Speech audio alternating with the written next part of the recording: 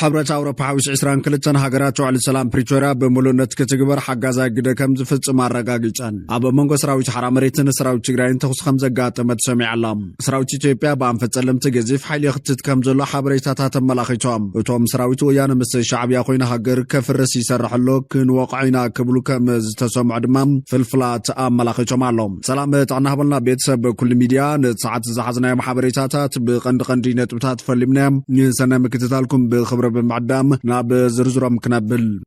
بحوار نتقرأ بزبل مري حساب عبي وعلى ساليتم أبهاجر أمريكا جزات فيرجينيا أرلينغتون بحوار نتقرأ بزبل أرستي عبي وعلى ساليت الله أبشو على حمشة عمت زغترن زغتل زلون تنتطور عرب لعلي تقرأ صعوبة برشتن بزعبا زغتل زلون سقين مسرح تحتات نتدهيبهم بعمقات ذات الله أبشو عودة تنتتاو كينات تحتات نتنمرمر زكايد نقداي تقرأ لعل تقداس نتيبهم زكالو سزلو فتو تقرأ حاويسهم مركز بلو تقارو دياسبورا تساتف لعبي مدرخ حمشة عمت قصير زلط انتتاو كينات حتاتنت كساب درغاغت قالسوم كم زحيل رغاغيصوم ابال كونغرس امريكا براند شيرمان ابتي وعلا ابزم حلالفو ملختي ابل على تግራይ نستفصم تغبار حتاتنتن كسفن دغ محويت مرغغاص اگداس مخانس ميراملم ملبو ملفتح كساب درغاغت اب ጎንግዳ ትግራይ ኮይኖም ከም ዝቃለሱ ዘለዎም ቶፋይነትን ደገፍን ደጊሞም አረጋግጦም ተባሂሎም ደራስን ጋዜጠኛን ቶም ጋርድነር በግዱ ኣብ ጂኦፖለቲካው ዳይናሚክስ ቀርን አፍሪካ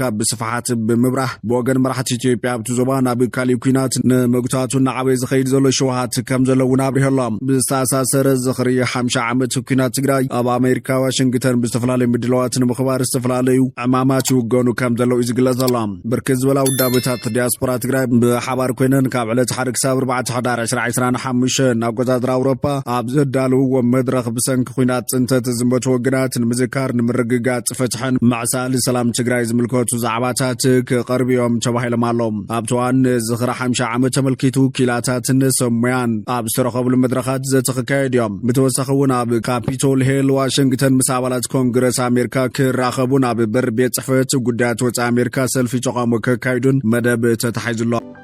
حبرة أوروبا حوش عسران كلتن هاجرات وعلى السلام بريتوريا بملونت كتكبر حجازا جدا كم زفت مارجاجيتان حبرة أوروبا فرنسا جرمن طاليان بلجيم حوش عسران كلتن هاجرات وعلى السلام بريتوريا بملونت كتكبر حجازا جدا كم زفت مارجاجيتان اللهم سالس عمت مفرم وعلى بريتوريا ملكيتو حبرة أوروبا عبال هاجرات حبرة أبزوجو حبرة ومجلتي سمم مكرات تابو بريتوريا كتكبر تمزابلتي بمسارة عالم لخ حقي سواء وحسنوا من كبروا من تحليون عمربوتهم كملوسون سوينا علوام سبوا مسلات كحلو بفلاي دحننت ህጻናትን ደቃኖስን ክረጋገጽ ተሐታትነት ክነገስ ግዳት ማኸል ዝገበረ ሕውየትን ስግግር ፈትሐን ክትግበር ተሕብረታ ገንዚቦላም ህወሓትን መንግስት ፌደራልን ቅድምቲ ቀጽሉ ዝካየደ ሃገራዊ ምርጫና በፖለቲካው ዝተኸምለሱ ዝጸዋዕ ተሕብረት ዋዕለ ፕሪቶሪያ ንኽትግበር ሓገዙ ከም ዝቕጽል አረጋግጾላም ኣብ ካልኦት ካብታት ኢትዮጵያ ዘለው ጎንጽታት ብሰላማዊ መንገዲ ንኽፍትሑን ኩሎም መዳርግታ አካላት ዘሳትፋ ሃገራዊ ዝተኽግበርን እውን ጸዊዓላም ብኻልእ ሓበሬታ በመንጎ سراوي حرامريت نسراوي تجراي انتخص خمسة قاطة متسميهم أتوقعت سراوي تجراي لومي 23 تكم تخلتشن 10 شومنتن عم تمرتها بالعلى تي بي في متقعات خفيتهم زبل حبرتها كو تعرف دولام ابو منغور دارا يعذبون وجراتنا بدركبو كابتات كابراكتا كساب عودور اب زولو مسمريو اتمتقعات خفيتو تبايلهم كل ميدات متقعات بوغن تجراي ويس بوغن حرامريت زلو اكلات يوم كفيتومو نزبل بنص اكل كرغاغصو يكالن ابو منغو سراوي حرامريت نسراوي تجراي ترغاغام متخوتاخوتخسي سراي ኮይኑ ኣብ ዝሓለፈ ወርሕና ሓሰ ሰራዊት ሓራምሬት ብኣንፈት መጋል ካብ TDF ተኽሲ ተኸፊቱለይ ክብል ከሲሱ መንባር ይርስዓን ኣርም 43 ኮር ክልተ ኣብ ልዕሊ ሓይሊ ሰላም ትግራይ TPF ተኩሶም ክብል ኣዛዚ ሓይሊ ሰላም ትግራይ TPF ጀነራል ገብረ ዝጋብሔር በየነ ወዳን ጥሩ ሓቢር ነይሮም ኣብ ልዕሊ ኣብ ዓፋር መጋል ዝርከብ ሓይሊ ሰላም ትግራይ TPF ኣርም 43 ኮር ክልተ ብድሕሪያ ድማ ኣርም 33 ነኽቲላ ተኽሲ ከም ዝኸፈተትን TPF እውን ግብረ መልሲ ከም ዝሃበነት ተኽሲ ን30 ደቂቃ ድሕሪ ምጽናሕ ደው ከም ዝበለን አዛዚ ኃይል ሰላም ትግራይ TPF ጀነራል ገብረዝ ጋብሔር በየነ ወዳን ጥሩም ንአክሱማያን መራኸብ ተሐፋሽ ገሊጽ መንባር ይርስዓን እዚ ተኹሲያ በመንጓዕ ጡቃት ሓራምሬትን ሰራዊት ትግራይ ይካየደሉ ኣብ ዘሎ ሰዓት ጀነራል ታደሰ ወረደም ዝመርሖም ምሕዳር ኣብራ ያዕዶ ተሳሊጦላም በፕሬዝዳንት ግዛው ምሕዳር ትግራይ ጀነራል ታደሰ ወረደ ዝምራሕ ጉጅለ መራርሓ ክልልን ካልኦት አካላትን ዝተሳተፉሉ ኣብ ዘባዶ ትግራይ ወረዳራ ያዕዘበ ዘሎ ልምዓት መስኖ ዕደ ተሳሊጦላም ኣብ ወረዳራ ያዕዘበ ልምዓት መስኖ ዝተዋፍራ ይተሞ ሞላ ስገዶም ኣብ ልዕሊ 60 ሄክታር መሬት ሙዝ ሽኮር ድንሽ ኮሚደረን ካልኦት ፍራምረን እናልምዕ ምዃኑ ገሊጾም ጸገም ነዳድን ካልኦትን ብምጽዋር ዝሓለፉ 3 ዓመታት ብስፍሓትና ልምዕ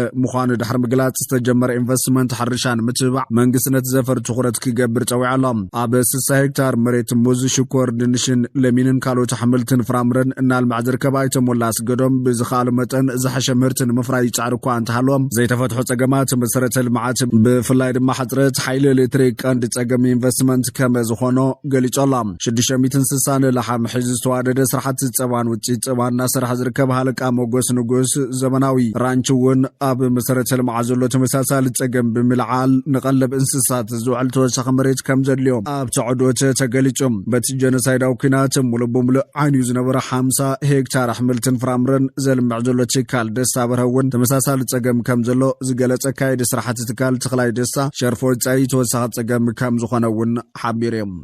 ሰራዊት ኢትዮጵያ በአንፈት ጸለምቲ ገዚፍ ኃይሊ ክትት ከም ዘሎ ሓበሬታታት ተመላኺቶም እቶም ሰራዊት ወያነ ምስ ሻዕብያ ኮይና ሃገር ከፍርስ ይሰርሐሎ ክንወቃይና ክብሉ ከም ዝስማዕ ድማ ፍልፍላት ተመላኺቶም ኣሎም ኣብ ወረዳ ጸለምትን ከተማ ማይ ጸብርን ካብ ባሕቲ ጥቅምቲ 2018 ዓመተ ምህረት ጀሚሩ ሓድሽ መንግስታት ሰራዊት ኢትዮጵያ ከም ዝተራእዩ ዝሕበር ዘሎ ካብ አንፈት ደባርቅ ናብ መስመር ዓደርቃይ ማይ ጸብር ዝተራእየ ጽዑቕ ወታደራዊ መንግስታት ሰራዊት ኢትዮጵያ ተጠናኺሩ ብምቕጻል ክሳብ ሕዚ ካብ ቡያ ክሳብ ዛሬ መዓስ ይለሎ ዝብልቲ ካብ ጸለምቲ ዝተረኸበ እሙን ሓበሬታ በዝከየ ብቃዓብ ጣብያታት ማያንበሳን ማይዓይንን ክንቆጽ ዝተገበረ ሰራዊት ምክልኻል ኢትዮጵያ ዝነቆጸሉ ከባቢ ብምስፋሕ ኣብ መስመር ማያንበሳ ክሳብ ስቁጣ ኣብ ማይዓይን ድማ ክሳብ እምባ ማድረን ሃይዳይን ተዘርጊሑ ይርከብ ኢሉ እዚ ሓበሬታ ወሲኹ ድማ ኣብዛ ጣብያ ዝርከብን ማእኸል ማዕቆብ ስደተኛታት ኤርትራ ዝነበረን ቦታ ሓዚ ወታደራት ኢትዮጵያ ዓሪዶም ለለው ዝበለ እንትኾን ቅንያቱ ድማ ብርክት ዝበሉ ወታደራት ኢትዮጵያ ወረዳ ላዕላይ ጸለምቲ